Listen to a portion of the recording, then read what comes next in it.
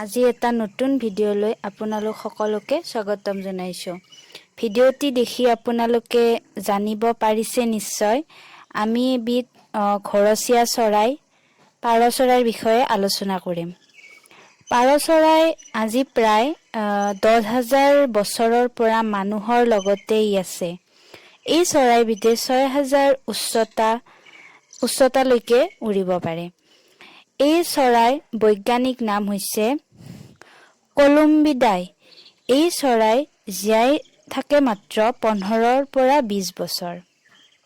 পৰিৱেশৰ পৰিস্থিতি তন্ত্ৰৰ বহন ক্ষমতা ৰক্ষা কৰে এই পাৰ চৰাই।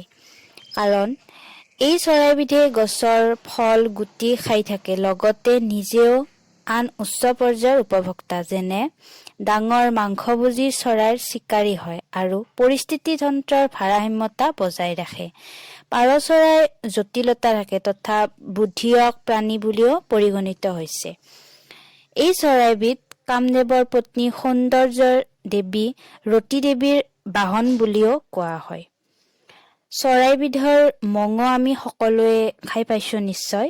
হয়, এই সুস্বাদু মঙহ প্ৰটিন থাকে যিয়ে আমাৰ শৰীৰৰ কোষবোৰ গঠন কৰি লগতে দুৰ্বল ভাগৰ লাগি থকা এইবিলাক নাইকিয়া কৰে আৰু সবল কৰে।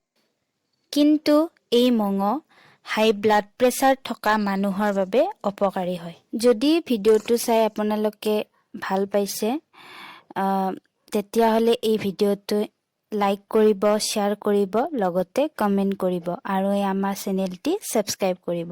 ধন্যবাদ।